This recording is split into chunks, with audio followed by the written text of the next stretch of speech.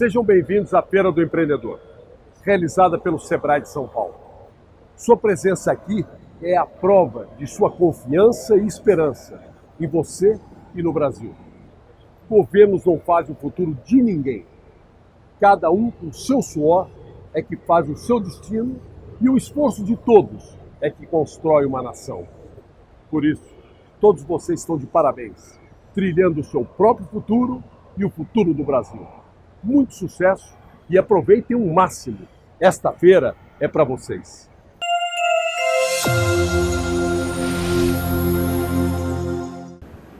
Boa tarde novamente. Obrigado pela participação de todos. Eu vou convidar aqui a Ana, que é consultora, especialista em internacionalização de empresas, tem uma experiência vasta, né? É formada nos Estados Unidos, tá? A especialização dela em negócios internacionais, em internacionalização de empresa. Então, eu acredito que isso vai ser uma grande oportunidade a todos aqui entender um pouquinho mais de como funciona esse grande desafio para as micro e pequenas empresas. Tá? Muito obrigado, Ana. Todas. Obrigada, gente. Boa tarde para os que chegaram agora. A gente teve um painel um pouquinho antes. Eu vou começar novamente agradecendo, né, o convite do Sebrae por mais essa oportunidade de compartilhar com vocês um pouquinho da minha experiência na construção de empresas globais. Então, a Innover Consulting, que é a minha empresa, ela é uma consultoria hands-on, que eu gosto de deixar isso muito claro, né? Não é só dizer como fazer, mas de fato ajudar a executar toda essa estratégia que a gente faz, focada em desenvolvimento de mercado, especialmente para startups de tecnologia em crescimento acelerado ou empresas de tecnologia e novas tecnologias de maneira geral. Então, eu tenho trabalhado já durante esses anos com empresas desde o Silicon Valley até a Rússia, Europa, Ásia e etc. A minha formação, eu sou formada em letras pela USP, sou formada em engenharia de computação pela Unicamp e Global Business Management pela Universidade de Berkeley, na Califórnia. Eu venho tanto de experiência como empreendedora, desde muito cedo, já tive várias incursões como empreendedora, no mercado corporativo também, e eu consigo, então hoje eu utilizo toda essa experiência que passou por diversas indústrias, inclusive para juntar essas diversas visões, para que se definir uma estratégia de internacionalização, de desenvolvimento de mercado para essas empresas. Alguns dos cases, aqui tem só parte da minha experiência, então eu fiz, por exemplo, para quem gosta mais de aplicativos de tecnologia, eu fiz a entrada do Evernote aqui no Brasil, trabalhei também com a LinguaLeo, que é um outro aplicativo para aprendizado de idiomas, trabalho com empresas que trabalham com outros tipos de tecnologia, como a Current Motor, que é uma empresa de motos elétricas e geradores móveis que combinam isso. E tenho trabalhado com várias dessas empresas, várias dessas aceleradoras. Eu sou também diretora do Comitê Acelera Fiesp, a iniciativa lá da Fiesp, que realmente trabalha com aceleração de empresas, investimento anjo, hackathons e etc., que tem feito um trabalho excelente dentro da federação. E diversas outras indústrias aqui, que vão de pagamentos, fintech, etc. Eu sempre gosto quando a gente vai falar de novos mercados ou de novas tecnologias, é sempre importante a gente começar olhando para a própria casa. Eu gosto sempre de colocar as coisas em perspectiva para a gente entender como está o nosso mercado. Hoje, o que a gente ouve muito, isso não tem como fugir, a gente tem um cenário macroeconômico que é muito complicado, é muito delicado, então se fala muito em crise, se fala muito em diversos problemas que a gente tem, mas quando a gente fala de crise, é onde a gente tem as maiores oportunidades, né? Então, mas para a gente entender melhor essa questão da crise, eu gosto sempre de olhar alguns indicadores, acho que aí é o meu lado engenheiro, adoro olhar para a questão, tanto das questões mais macro, mas também comprovar e fazer a volta com os dados. Para mim, isso é sempre muito importante. Então, um dos índices que são fundamentais é a questão da competitividade. É isso que faz muito a diferença entre um país e outro. Então, a competitividade está ligada diretamente à produtividade dessas nações, a como as empresas e como essa economia faz negócios. Esse índice que é sempre, eles saltam esse reporte a cada 2 anos, World Economic Forum, o Fórum Econômico Mundial, e ele se baseia em 12 pilares, né? Então, ele fala de questões macroeconômicas, institucionais, infraestrutura, índice de inovação e etc. Faz todo um apanhado de todos esses países e faz uma classificação. Se a gente olhar para isso, os 10 primeiros colocados, às vezes não é muito intuitivo para muita gente, são esses... Deixa eu ver se ele funciona, o laser pointer, ele vai funcionar, é nesse quadro aqui da esquerda. Se a gente olhar, todo mundo sempre pensa em Estados Unidos, quando pensa em produtividade. Se a gente olhar aqui nessa questão da competitividade, a Suíça consegue gerenciar isso melhor e ter uma economia muito mais competitiva. E Singapura, hoje, ela ocupa o 2º lugar. Ela não ocupava essa posição no ranking há alguns anos atrás. Então, isso mostra como é possível, fazendo os investimentos certos, uma nação conseguir evoluir e seguir um novo caminho. A gente sempre pensa que o Brasil é o maior país da América Latina, nós somos grandes, etc. e tal. Já há bastante tempo a gente não é o primeiro em competitividade, mas pelo menos até o último reporte nós éramos o 4º colocado, né? O Chile lidera isso de maneira bastante estável já há um bom tempo, mas o Brasil ele foi de 4º colocado para 8º colocado nesse último ranking. Do ano passado para cá, a gente já caiu 4 posições, ou seja, a gente já está chegando na lanterninha, nós já estamos na lanterninha até na nossa própria região. E quando a gente olha para os BRICS, então, a coisa fica muito pior, né? Nos BRICS até tem... As pessoas estão até começando, algumas instituições, o próprio Goldman Sachs, que foi quem criou, né, essa nomenclatura, até eles estão parando de investir no fundo relacionado aos BRICS, porque a disparidade está muito grande. A gente tem a China, que é a 28ª, em competitividade, e o Brasil ele está na 75ª posição, né?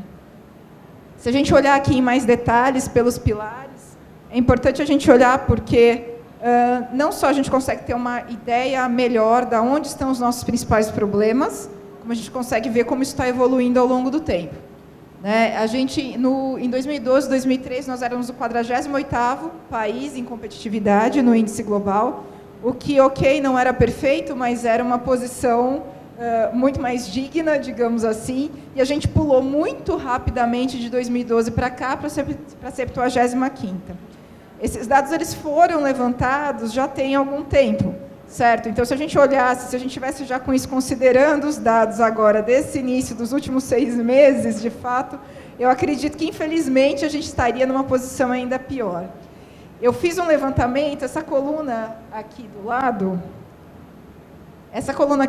eu fiz questão de colocar os números do último ranking, né? Então, tudo que está em vermelho aqui era a posição que a gente tinha e hoje a gente caiu muito, né? A gente piorou muito a situação em todos esses pilares.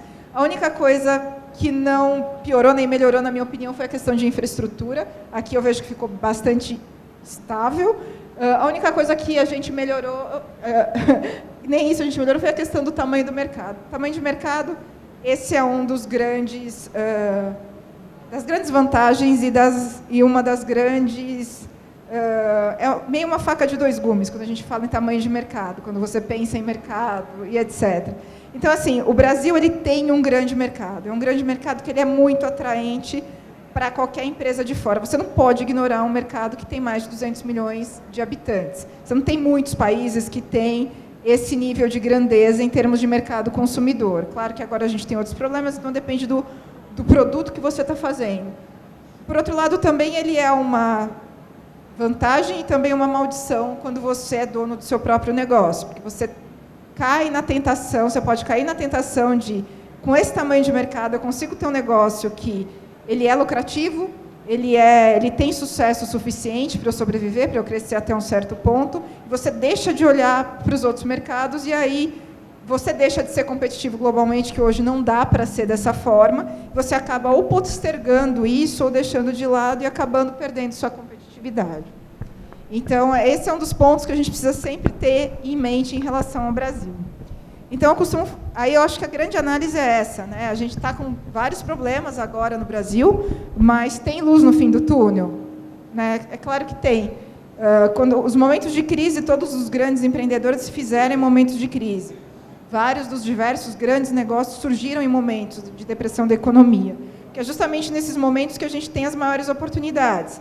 E as pessoas acabam também diminuindo a aversão delas a risco, principalmente em países que naturalmente tem uma versão a risco alta, como o Brasil, as pessoas acabam até por uma questão de necessidade ficando mais abertas a novos modelos, a novas formas de parcerias, novas formas de fazer negócio. Como, por exemplo, todo mundo muito acostumado a só olhar para o próprio quintal e começar a pensar, então, vamos exportar.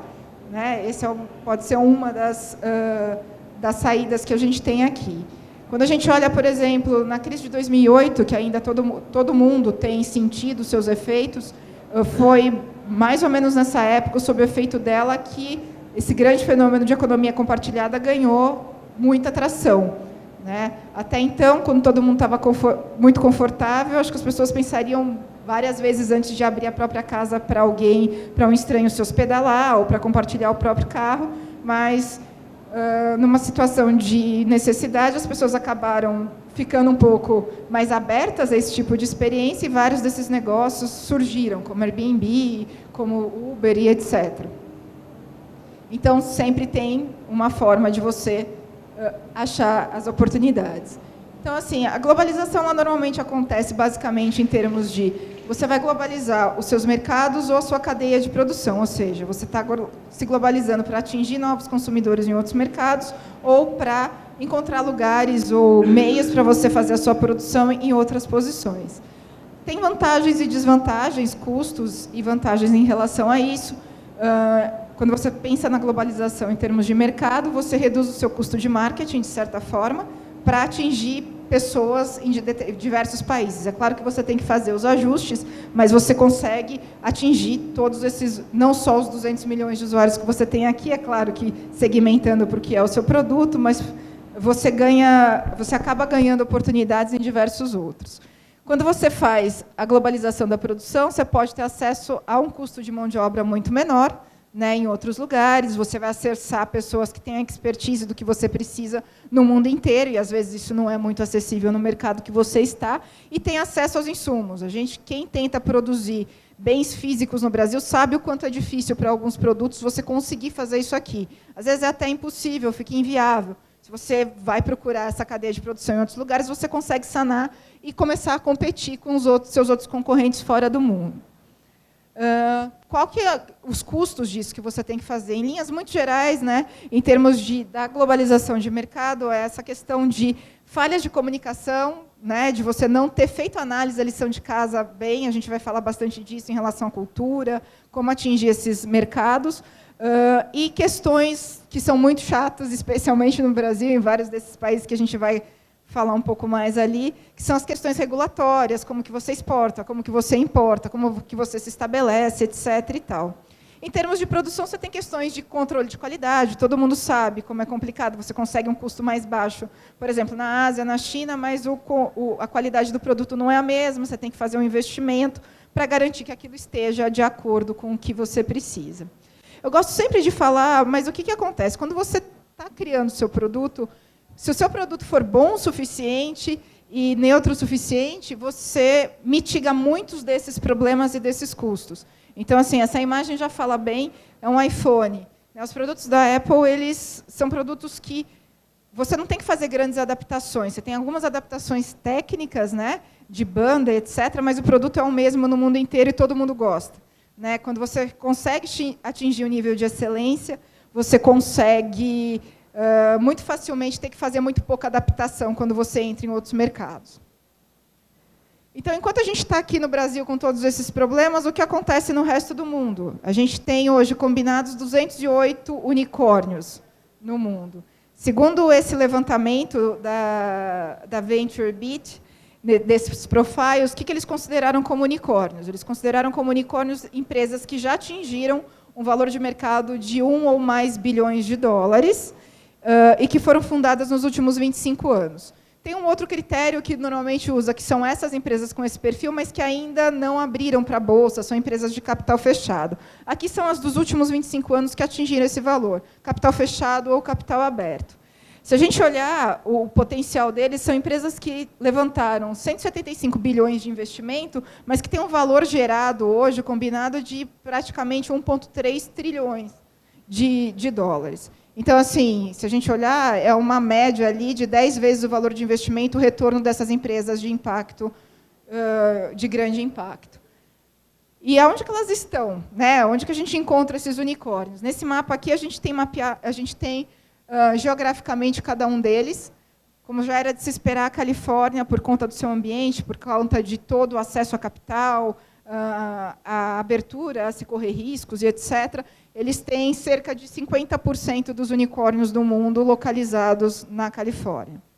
Mas a gente tem movimentos muito interessantes surgindo. Então, por exemplo, na China, nos últimos anos, isso ganhou muita força. Eles fizeram todo um processo de consolidação e etc.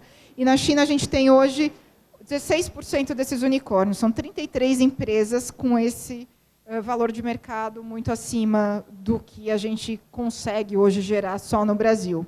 Né? Um outro fenômeno que é interessante para as pessoas prestarem atenção é que Nova York também, Nova York até pouco tempo atrás, né, até a crise de 2008, etc. e tal, em Nova York você não tinha esse tipo de negócios como core. O que eles tinham era muito trabalho, muito dinheiro gerado em mercado financeiro, que foi justamente onde tudo, né, mercado imobiliário, mercado financeiro, onde houve a grande quebra, e eles perceberam que aquilo era muito vulnerável, que eles tinham da outra costa dos Estados Unidos uma economia que estava se renovando e gerando muito valor, e começaram a investir nisso. Então, hoje a gente já tem um número bastante significativo, são 23 empresas nessa região que atingiram mais de $1 bilhão. Só de economia compartilhada, eles já tinham 3 dessas empresas.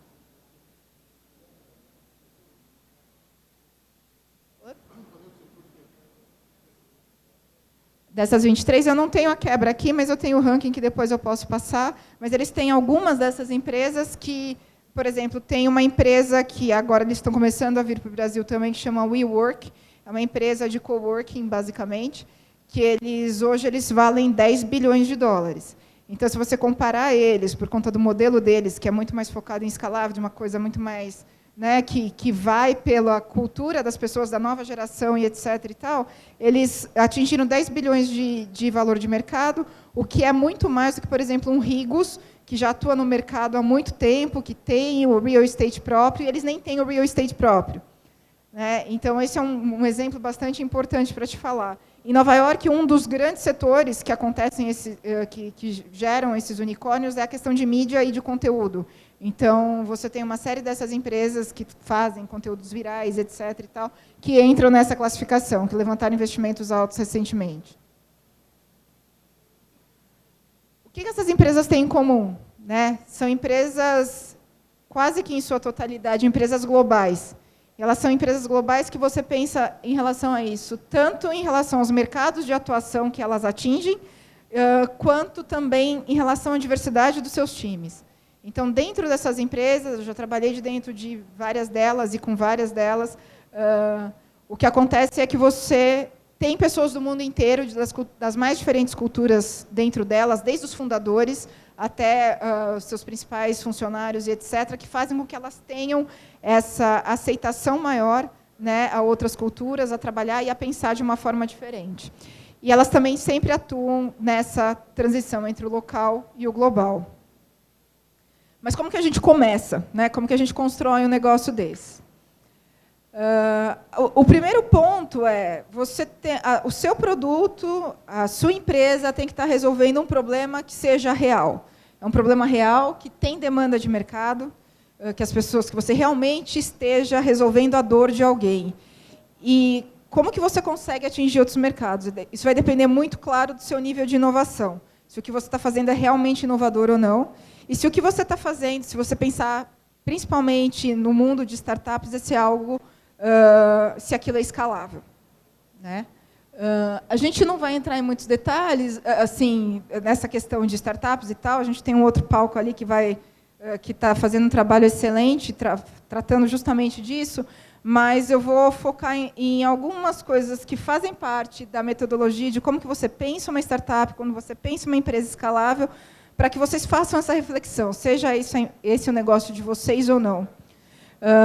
Então, assim, quando eu falo de resolver um problema real, vocês estão resolvendo um problema real em que dimensão? Ele é um problema real que ele é local, ele é regional, então assim, é um problema que é só do Brasil, um problema que é só da América Latina, um problema que atinge o mundo inteiro, que todo mundo ao redor do mundo, ou uma parcela muito grande das pessoas em diversos países tem esse problema para ser resolvido, né?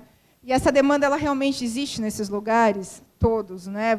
Quanto maior, mais amplo, maior a sua chance de sucesso, maior o seu mercado potencial.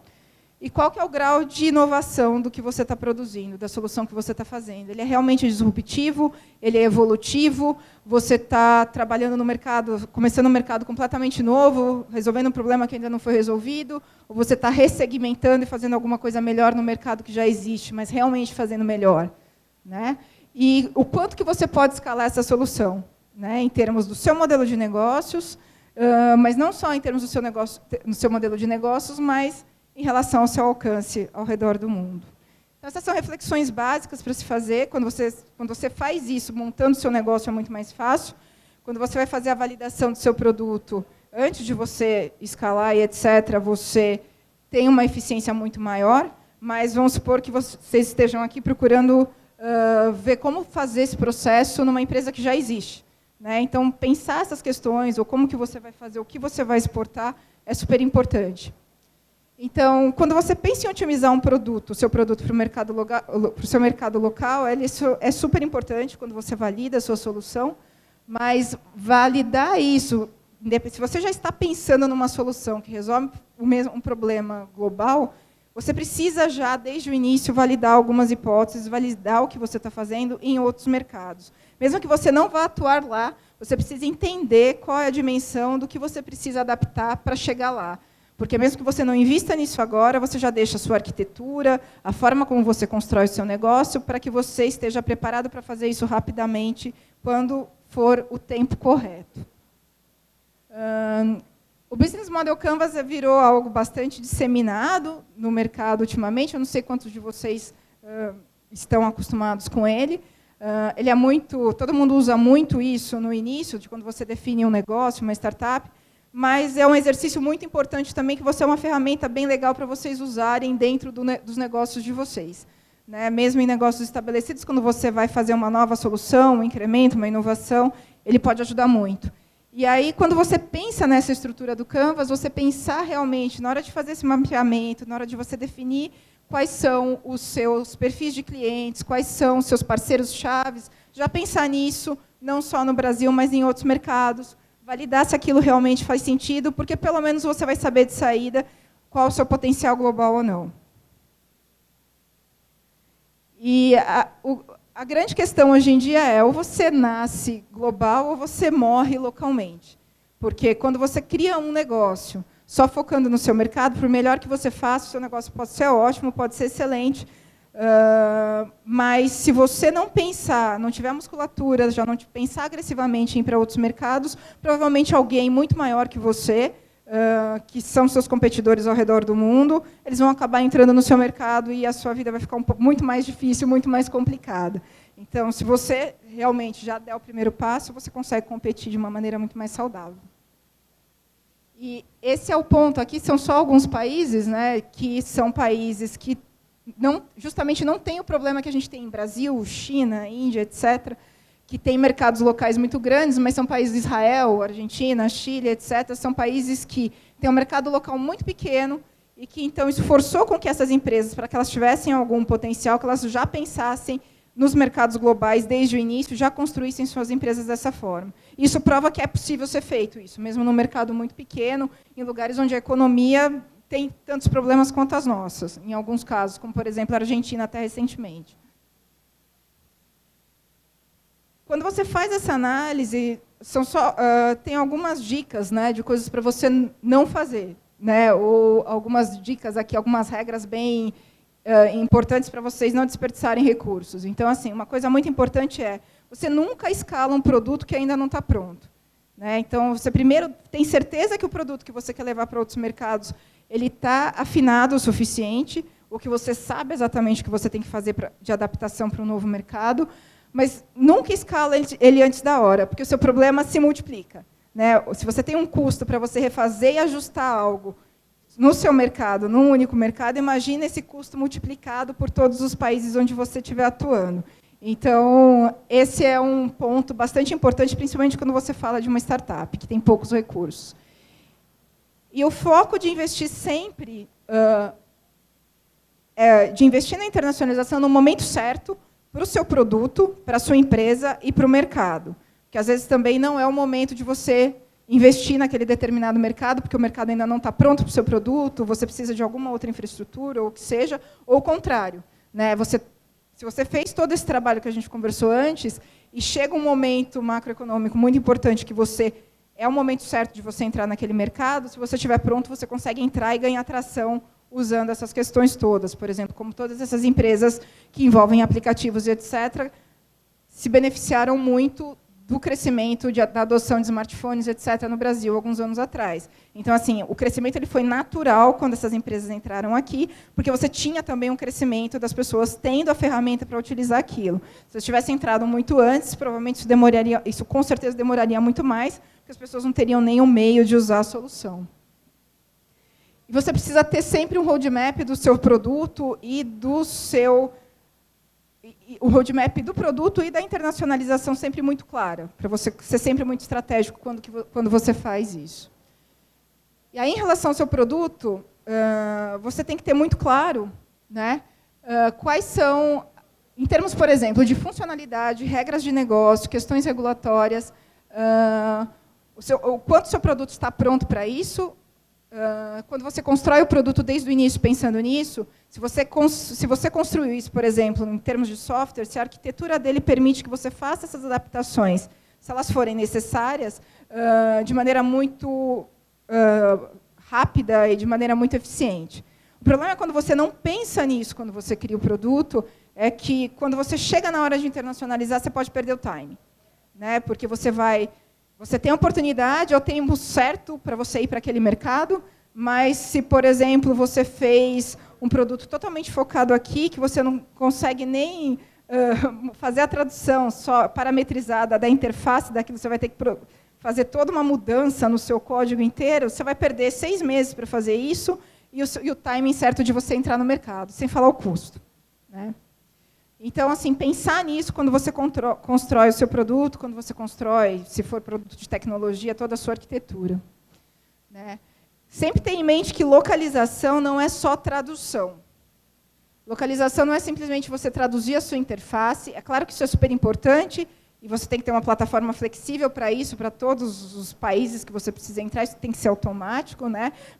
Contratando alguém para fazer essa localização, mas sempre pensar nessas questões, de como que você faz isso. Mas localizar não é só isso, é você ver se você tem que fazer algum ajuste, se tem alguma questão regulatória, se tem alguma questão cultural, o viés que você tem que usar. Todos esses dados, todas essas informações, essas questões, você tem que pensar estrategicamente. Então, assim, localizar não é só fazer a tradução. Mas a tradução tem que ser algo que só vai ter que te custar contratar alguém para traduzir. Você tem que ter uma plataforma que seja flexível para isso. Né? Outro ponto que é fundamental é a questão de pagamentos, principalmente se você estiver falando de produtos, de serviços online, de aplicativos, etc. Qual que é a sua plataforma de pagamentos? Né? Eu venho dessa área de pagamentos, né, antes das startups e tal, então é algo que é bastante complicado em diversos lugares, principalmente em mercados como no Brasil, que o nível de fraude é muito alto, que você tem uma complexidade muito maior. Então, você tem que pensar em como fazer isso. Então, como que você, desde o início, a solução que você definiu, ela te permite aceitar pagamentos de outros países, em outros lugares do mundo, automaticamente? A forma como você desenvolveu a sua retaguarda para isso, ela permite que você aceite formas diferentes de pagamento, que não são, às vezes, usuais no seu país? Por exemplo, todo mundo fica muito espantado quando você fala em pagamento de boleto. No Brasil, é algo fundamental, que se você olhar o percentual de quantos pagamentos são feitos utilizando boleto, é muito alto. Né? Mas, em outros países, isso nem existe. Né? Você tem outras formas que você tem sempre que pensar. Se você está falando de exportação de bens e serviços, você tem que pensar em todo o procedimento. Se você tem isso claro, os procedimentos práticos, as questões de como que você faz isso da maneira correta. Porque imagina, você vende e aí você não consegue nem receber, não consegue fazer nada. Não pode. Né? Não é profissional e você vai perder dinheiro. Essas são algumas questões para você pensar antes de fazer essa análise. Isso é fundamental. Agora, como que a gente faz a análise de um novo mercado? Porque você não pode simplesmente falar, eu vou para o país X porque meu primo está lá, porque o meu amigo mora ali, eu tenho um amigo. Isso pode ajudar muito se aquele mercado for o mercado certo para você. Mas fazer isso de maneira correta, profissional, tem um custo, tem um investimento. Imagina se o seu amigo está no país que não é onde você tem o seu mercado. Isso é péssimo, não é a forma de fazer. Então, esses são os principais pilares quando você faz uma análise de mercado. A gente vai entrar em mais detalhes em alguns deles aqui hoje.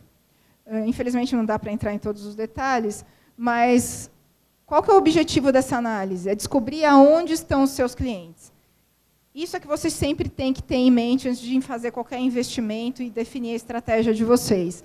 Onde estão os seus principais clientes? Onde o seu produto tem uma demanda maior?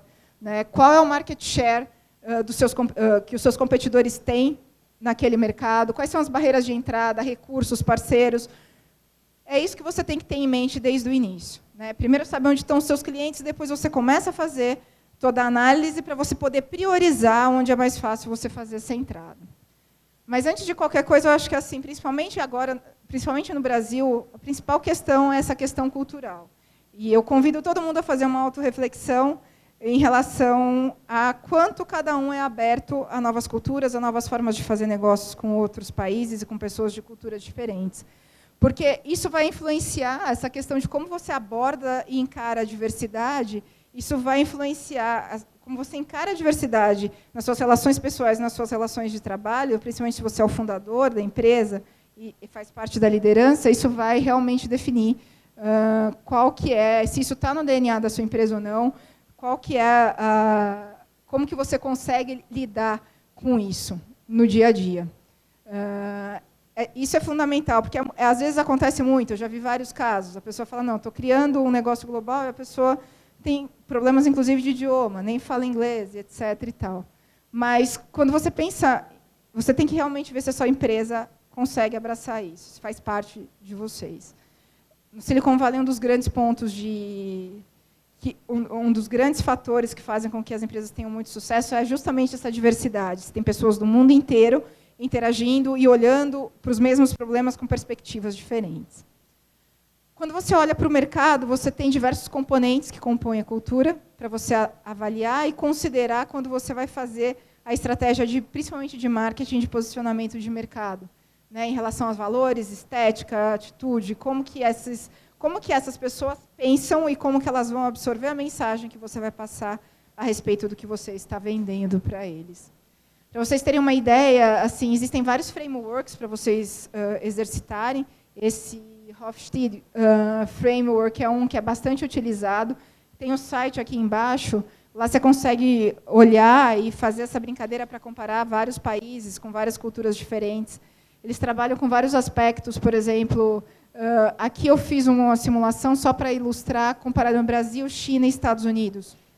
Né? Então, se você olhar algumas coisas, essa questão de hierarquia, que a gente chama do power distance, se por um lado Brasil e China, a gente tem isso muito forte, né? A gente ainda tem dentro das empresas essa questão de ter o chefe, de ter um distanciamento, etc.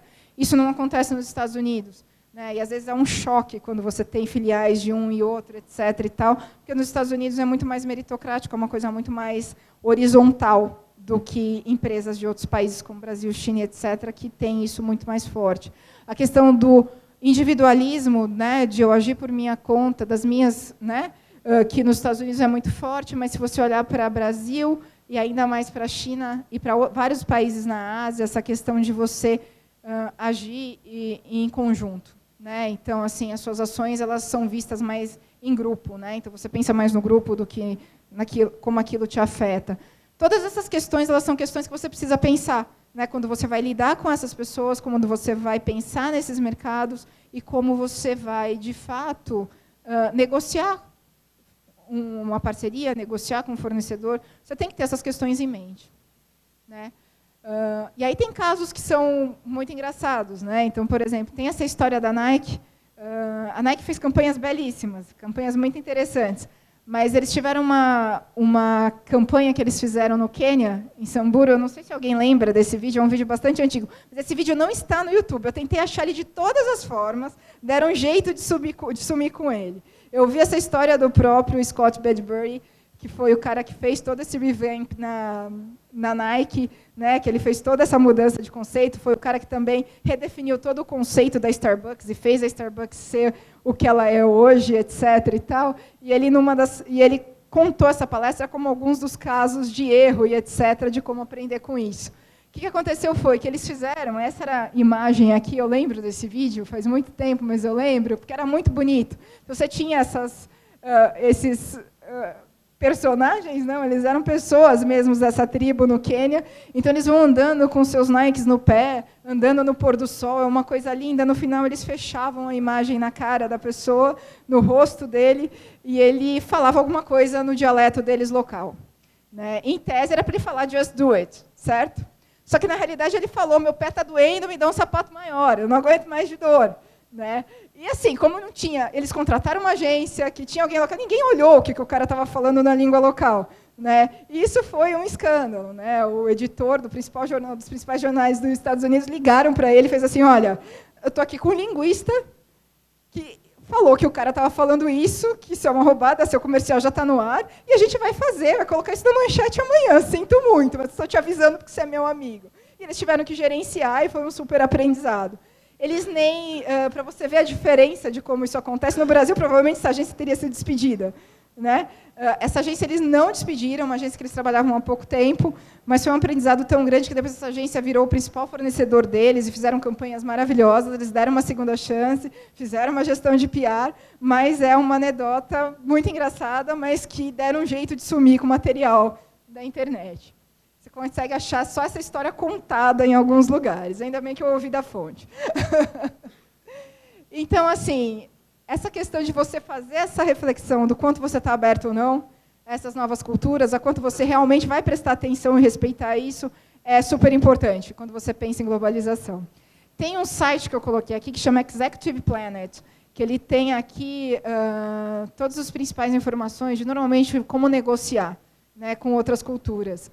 Isso, assim, é uma fonte muito legal para você entender como funciona, mas... O meu conselho é nunca se pautar só com isso, porque você está negociando com indivíduos, e cada pessoa tem um perfil diferente, ela não necessariamente segue esse padrão. Como acho que ninguém aqui segue nenhum padrão de estereótipo brasileiro 100%, a mesma coisa acontece em todos os outros lugares. Mas serve como um bom guia para você saber em questões de boas maneiras, e etc. e para ter uma ideia da cultura como um todo. O outro pilarzinho que a gente viu ali é a questão política. A questão política você tem que sempre avaliar quando você vai fazer a expansão, né, se aquele regime político, como que ele funciona, a estabilidade ou a instabilidade política, quanto que aquilo afeta ou pode afetar o seu negócio, né, o quanto que as instituições políticas interferem no seu negócio. Então, por exemplo, é só você lembrar a questão da Petrobras, que há um tempo atrás teve teve parte do seu negócio tomado na Bolívia. Né, porque teve uma mudança de governo e tal, mudaram a política. Então, imagina isso para o seu negócio não é um negócio do tamanho de uma Petrobras. Né. As questões econômicas não precisa se nem falar. A análise mesmo detalhada disso é super complexa. Né, são inúmeros indicadores que você olha, faz as correlações, para você conseguir achar tendências e projeções. Né, mas isso é importante para você ter uma ideia. Isso é muito importante quando você está fazendo um investimento grande num novo mercado. Em termos de indicadores de mercados, existem inúmeros, né? A gente já falou lá da questão da competitividade, mas tem um outro índice que é super importante, que ele traz nele diversos aspectos de como fazer negócios que já te dão uma boa ideia em relação a vários desses itens que a gente conversou, que é o Ease of Doing Business, é um índice da facilidade de se fazer negócio em todos os países. Da mesma forma que o ranking de competitividade, existe um ranking para isso. Se vocês olharem de novo aqui, Singapura está liderando o ranking de fazer negócios. Então, eles conseguiram ser o segundo em competitividade e viraram o primeiro em facilidade de se fazer negócios. Então, assim, todo mundo olhe com muita atenção para o que acontece lá. Né? Você olhando para esse ranking aqui, é Singapura, Nova Zelândia, Dinamarca, é muito mais fácil do que a maioria dos países. Estados Unidos está em 7º lugar. Agora, imagina onde está o Brasil. Né? Alguém sabe a posição do Brasil? Então, agora preparem-se, porque nós somos o número 116. Pior ainda do que a gente olhar por 116, é a gente olhar essas verticais aqui. O índice de facilidade para se começar um negócio no Brasil, a gente é o 174. Esse índice tem menos de 200, são acho que de 188 ou 189. Então, assim, a gente está realmente na lanterninha de como é difícil conseguir abrir um negócio. Então, aqui, para quem aqui já abriu um negócio, vocês já passaram por uma peneira grande, já são vencedores de entrada, né? E aí você tem coisas que são completamente são muito complicadas. Então, assim, para você fazer negócios entre fronteiras no Brasil é muito difícil, a gente é o 145, mas, assim, nada bate o quão complicado é o nosso sistema tributário. Não só em termos de quanto você paga de impostos, que assim é equivalente em muitos outros países, mas o quanto é difícil você conseguir fazer isso, né? Então, esse número aqui, ele é matador, assim, no péssimo sentido, não no bom sentido. Se a gente olhar assim, é muito desanimador você olhar que você tem Lesoto, Gana, que estão melhores do que a gente no ranking, sem nenhuma questão de preconceito. Mas, gente, o Brasil é uma das principais economias do mundo e a gente está atrás de Lesoto, Gana, Honduras, que é um país que é super difícil, que todo mundo sabe, na América Latina. Então, a gente só está ganhando do Equador e do Irã. Né? Do Irã, que sofre embargo, né? Estava sob embargo até outro dia, e a gente está ali, empatado com eles. Né? Então, assim, tem algo muito errado que precisa ser feito, né, no nosso país.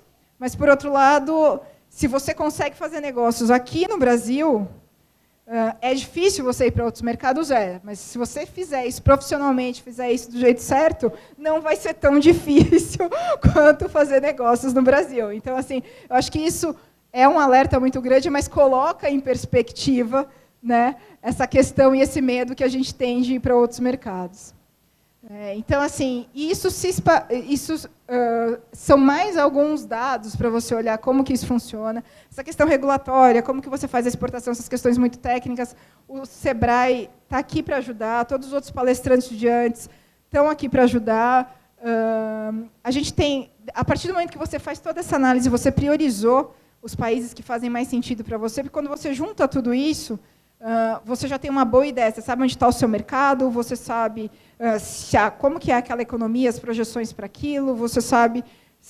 aí você começa a olhar para as questões regulatórias, as questões legais, como que isso é fácil, como que isso é difícil, o que você tem que fazer. E aí, o que você tem que fazer, que você não pode deixar? Você tem que pegar a mala e você tem que ir lá e fazer a análise em loco. Você tem que criar o seu networking nesses lugares, você tem que ver, de fato, como aquele mercado funciona, como aquele mercado consumidor funciona, como realmente o que não está só no papel e na internet, você tem que ver pessoalmente. E nisso a gente tem hoje várias dessas instituições, criando missões, etc., que são super importantes, mas a minha ressalva é só que todo mundo entenda que elas são parte do processo. Você não está internacionalizando a sua empresa porque você foi e fez uma missão dessa, mas você pode usar isso como uma oportunidade única para, tendo toda essa preparação, você conseguir abrir o mercado de fato para você, conhecer os parceiros certos, conseguir fazer a coisa acontecer. Então, baseado nisso, você fez todo esse trabalho, você consegue definir qual é o seu roadmap, quais são os seus mercados prioritários, e trabalhar e se planejar para que isso aconteça ao longo do tempo. E aí, pensando nisso, assim, qual que é o próximo passo? É ir para o mercado, né?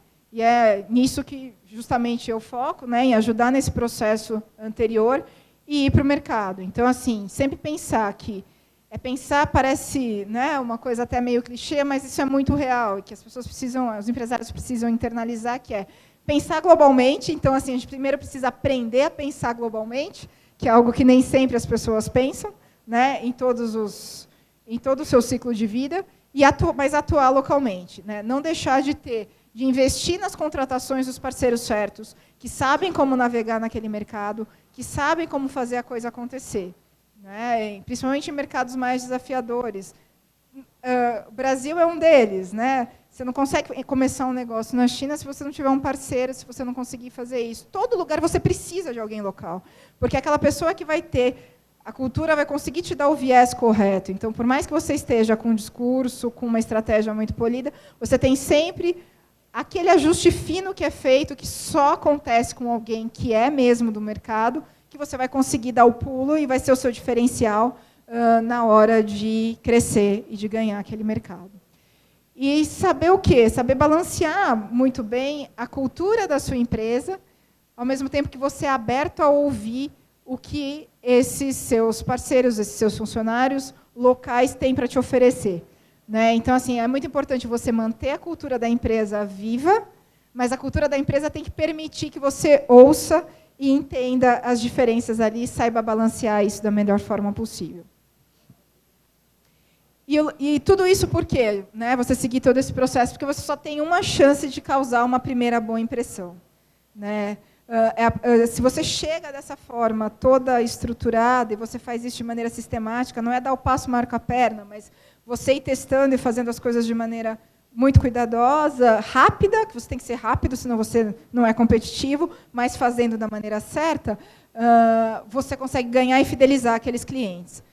Ao passo que, se você começa com a estratégia errada, focando com uma comunicação errada, ou que o seu produto ainda não está pronto para aquele mercado, o que acontece é que você depois vai ter que refazer esse processo. E é muito mais caro você reconquistar alguém, reconquistar um cliente, fazer isso de novo, redirecionar a sua estratégia, do que fazer certo da primeira vez. Se fazer certo da primeira vez não é não errar, mas é assim, você conseguir fazer de forma que você erre ou que você entenda o que está acontecendo e se ajuste rapidamente. Se você faz isso iterativamente, de maneira sistemática, você consegue crescer e fazer isso de uma maneira muito mais eficiente.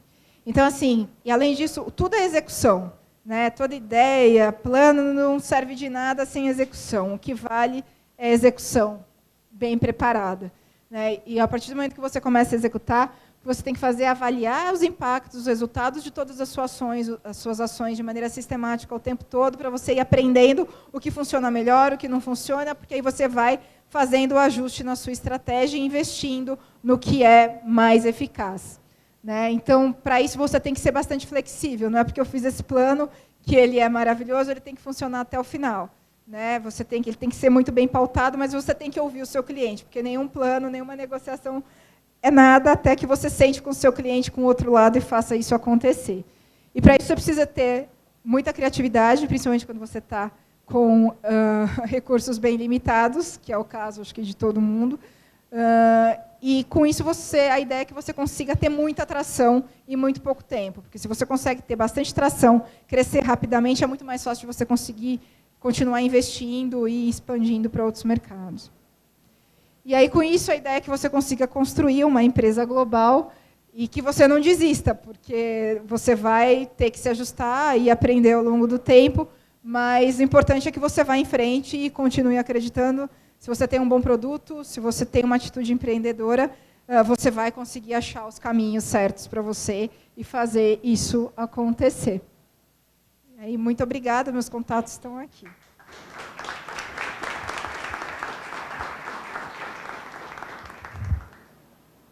Pessoal, a gente vai fazer agora uma sessão de perguntas e respostas. Eu vou trocar o microfone para a Ana. É só levantar a mão. Deixa eu ficar mais perto. Tem mais fio, tem bastante fio.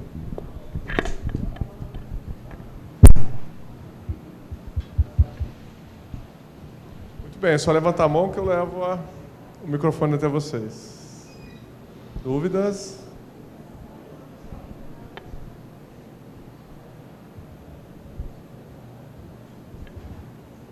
Ana, boa tarde, eu sou o Felipe. Eu vi no seu portfólio de clientes empresas muito grandes. Adorei a sua exposição. Gostaria de saber se você também atende pequenas, médias empresas. Sim, o que acontece, principalmente no início da minha empresa, ele era totalmente focado em empresas, em startups early stage. A gente trabalhava exclusivamente dessa forma, e aí o modelo de negócio foi evoluindo, indo para um... São startups também, não são empresas tão grandes, mas são startups que já têm alguma atração, né? Que elas estão já num ponto de entrar em outros mercados. Né? Então, mas tudo é uma questão de se conversar, é uma questão também de ver em que momento que a empresa está, né? e pensar, talvez, em soluções, né? Porque quando a empresa está muito no início, ela ainda não está pronta, mas a gente tem que trabalhar para que ela pense nessas questões para ela poder depois escalar. Né? Mas para fazer realmente a entrada nos mercados e etc. e tal, isso normalmente acontece num estágio posterior. Então, mesmo sendo startups, que não são empresas muito grandes, mas são startups que têm essa característica. Mas, sim, é uma possibilidade de trabalhar com empresas menores também.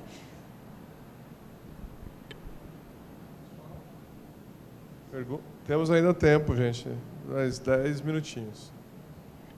A gente acabou teve algumas as pessoas que entraram e saíram. Quem de vocês aqui já empreendem e estão querendo construir um negócio que exporte ou que faça? Você? A gente conversou no outro, legal. E vocês são todos... E em quais setores? Alguém de vocês é de tecnologia? Não. Oi, Ana, boa tarde, Boa tudo tarde. bem? Baseado na experiência que você já teve com clientes que se internacionalizaram, qual que é a melhor forma assim, que você vê para procurar parceiros lá fora? Assim, se eles vão entrar como sócios do negócio, ou vão ser parceiros temporários? Quais foram os modelos que você já experimentou na prática? Assim? Isso depende do tipo de negócios. Né? Por exemplo, no seu caso, qual que é a sua área? Serviço B2B para outras empresas. Tá, um serviço B2B. Então, assim, um serviço B2B ele precisa de alguém comercial, que faça a venda. Né? Diferente de você conseguir, né, simplesmente fazer uma conscientização de um B2C, um B2B funcionam de maneiras diferentes. Então, provavelmente, o principal recurso que você precisa ter feita essa análise é ter alguém comercial que conheça e tenha contatos muito bons dentro da área do seu produto que você atua e que saiba navegar entre eles. Né? Porque você fazer o negócio acontecer é muito diferente de uma cultura para outra, de um lugar para outro. Né? E, normalmente, você precisa de alguém local até para que esses clientes sintam segurança para usar o seu produto. Então, a melhor forma, provavelmente, no caso de um B2B, é você fazer. Você vai ter que fazer uma análise para ver se você pode vender sem incorporar a empresa lá, se é melhor incorporar. Você precisa fazer essa análise primeiro. Né? Às vezes não precisa, então tem muitos produtos que são B2C que você não precisa necessariamente se incorporar no país, você pode simplesmente fornecer o seu produto de outra forma. Mas num B2B, às vezes, em alguns países isso pode ser crítico, em outros não. Então, é entender isso, mas eu entendo que, no seu caso, a questão da força comercial é a mais crítica que você precisa para ganhar mercado e clientes e começar a ter faturamento. Só perguntas, é só levanta a mão, você quer falar?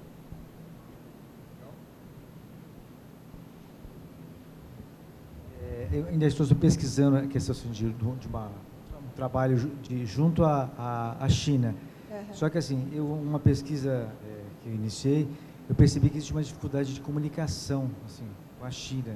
Assim, parece que não sei se é o governo que impede que haja essa relação assim, de comunicação com a China. Você poderia falar um pouco sobre isso? Tem uma experiência sobre essa questão? A China é um mercado bastante peculiar. Todo mercado mas a China ela tem barreiras de entrada que são um pouco mais fortes do que a média dos outros países. Uma das questões bastante fortes aí é realmente a questão do idioma e da questão de comunicação. Então, assim, você tem duas coisas, né? Que é a questão do idioma e a questão cultural, né? De como que você faz isso. Você pode ter alguém que fale o idioma, mas ele tem que saber navegar e conseguir negociar. Eu já tive bastante experiência de lidar bastante com vários chineses, né? E de negociar e de fazer diversas outras ações com eles, né? Mas... por exemplo, para você incorporar lá, você tem uma série de regulamentações que você tem que considerar. Você sempre precisa de alguém local ali que te ajude a navegar. Né? Então, mesmo grandes empresas, uma das grandes dificuldades dessas grandes empresas de tecnologia na China é que elas precisam, de fato, ter uma infraestrutura lá.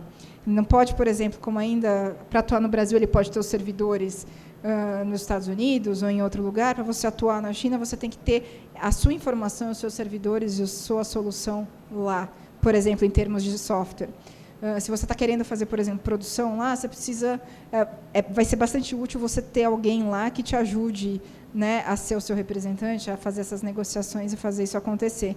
Mas você precisa encontrar alguém que seja confiável, né, que venha de indicações, para que você consiga navegar ali. Mas essa questão da comunicação é uma questão forte lá, né? Então, você tem muitas pessoas que têm mesmo a barreira do idioma para falar inglês, têm uma certa dificuldade para fazer isso, mesmo pessoas morando fora, estudando fora, eu estudei com vários, né? Então, você tinha pessoas que já tinham morado fora há muito tempo, que falavam bem inglês, e muitos outros que tinham ainda bastante dificuldade, né? Mesmo ele estando ali numa questão mais aberta de estudar e tal, ele mesmo tinha dificuldade do idioma. E isso acaba virando uma vantagem para eles. Eles têm um mercado muito grande e, se você não entende o idioma deles, etc. e tal, é mais confortável para eles na hora de negociar, porque é do seu interesse fazer isso acontecer. Então, você precisa partir de você, né, ou de quem está fazendo, quebrar essa barreira e conseguir contornar isso. Com relação ao mercado chinês, a gente vai ter amanhã, além de você ter que... Um dos caminhos, né, para você exportar para a China é você ter um parceiro local, fazer uma joint venture. O outro caminho, que é o mais difícil, é você tentar exportar diretamente, que é muito difícil. Sim. O terceiro caminho, a terceira possibilidade é você fazer o negócio através de Hong Kong. Então, amanhã vem a Câmara de Hong Kong, vai fazer uma apresentação, se não me engano, às 19 horas. Depois eu confirmo, ou vocês conferem lá fora o horário. Que uma das formas é você abrir uma empresa ou desenvolver um relacionamento com Hong Kong e, a partir de uma certificação que Hong Kong emite, você pode entrar no mercado chinês como se fosse diretamente, como se estivesse dentro da China, que é, na verdade, o caminho mais curto desses três. Com certeza. E não há necessidade de você abrir um negócio ou ter uma joint venture. É a quarta, exato, eu tinha visto. Exatamente isso que eu queria mostrar, né, fazendo o gancho. Muito obrigado por complementar.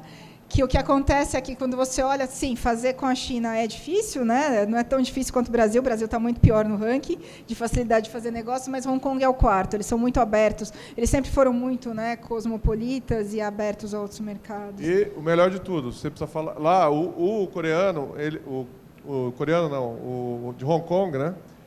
Ele fala inglês. Sim. É a primeira ou a segunda língua. Na verdade, eles entendem que não existe primeira e segunda língua. Eles na maioria, falam o mandarim cantonês e o inglês. É uma língua natural deles, natural speaker em inglês. Então, se você falar, negociar e discutir questões em inglês, é muito mais confortável, no mínimo, né? Para não dizer menos arriscado. Para fazer negócio. E eles são mais abertos, né? Sim, sem dúvida, sem dúvida. Pessoal, a gente ainda tem tempo para mais uma pergunta final. Se alguém tiver... Sim. Na questão de intérprete, assim, funciona ou não? Contratar um intérprete. Sim, funciona, na maior parte das vezes. Mas o ideal sempre é você procurar uma língua que você... Por exemplo, um cara que fala inglês e mandarim, sempre melhor do que o cara que só fala mandarim e português, por exemplo. E, à medida do possível, você tentar instruir que ele fale em inglês. Porque sempre vai ter um problema de comunicação. E negociação é comunicação, acima de tudo.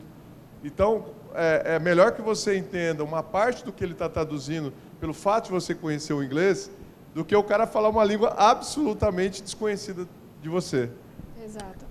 O inglês ele funciona como uma língua franca, né, no mundo dos negócios, em termos de negociação. Então, sempre que você puder trazer para o inglês, principalmente, é muito mais fácil. A menos que você tenha uma fluência muito grande no idioma de algum outro país, né? Então, por exemplo, você está fazendo um negócio com a Alemanha, você fala alemão muito bem, etc. e tal, então, ok, né? Você está trabalhando de uma forma muito mais objetiva. Mas, assim, caso contrário, o inglês é sempre o mais indicado. Gente, vamos uma salva de palmas para a Ana. Obrigada. Na sequência, a gente vai fazer um debate, um bate-papo com o Invest São Paulo, né? Só para conferir, Invest São Paulo, Correios, falar do Exporta Fácil,